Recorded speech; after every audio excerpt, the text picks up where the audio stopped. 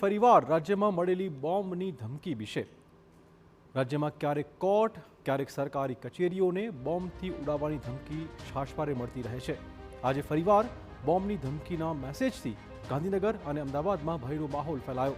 આ વખતે બોમ્બની ધમકી સીએમ ઓફિસ, આરએસએસ કાર્યાલય અને અમદાવાદ કોર્પોરેશનને મળી। બપોરે 1:11 સીએમ ઓફિસ, 3:11 અમદાવાદ કોર્પોરેશન તેમજ સાંજે 5:11 આરએસએસની ઓફિસમાં બ્લાસ્ટ કરવાની ધમકી આપવામાં આવી હતી।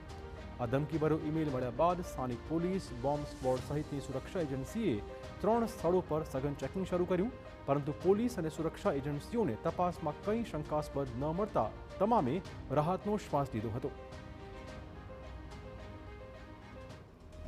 જે બોમ્બ થ્રેટના જે આજે સીએમ ઓફિસ, અમદાવાદ મ્યુનિસિપલ કોર્પોરેશનના પટેલ ભવન છે અને આરએસએસ ઓફિસના એક બોમ્બના થ્રેટ આવેલા હતા, મેલથી આવેલા। પોલીસે જે એના પ્રોટોકોલ મુજબ હોય છે, બોમ્બ ડિસ્પોઝલના સ્ક્વોડ મોકલવાનું, બધું ચેક કરવાનું, બીડીડીએસની ટીમે આ બધું કર્યું। પહેલો માણસ જે કંઈ બેસ્યો છે એમાં પણ વીપીએન યુઝ થયા છે અને યુએસથી આ રૂટ થયા છે, એ બધી માહિતી છે। પણ તો પ્રાથમિક તપાસમાં સામે આવ્યું કે વીપીએનનો ઉપયોગ કરી કરાયેલા આ ધમકીભર્યા ઈમેલમાં ખાલિસ્તાન શબ્દનો ઉલ્લેખ હતો, પરંતુ આ ધમકી એક અફવા સાબિત થતાં કોઈએ ટીખળ કરવા આ ઈમેલ કર્યો હોવાની આશંકા છે।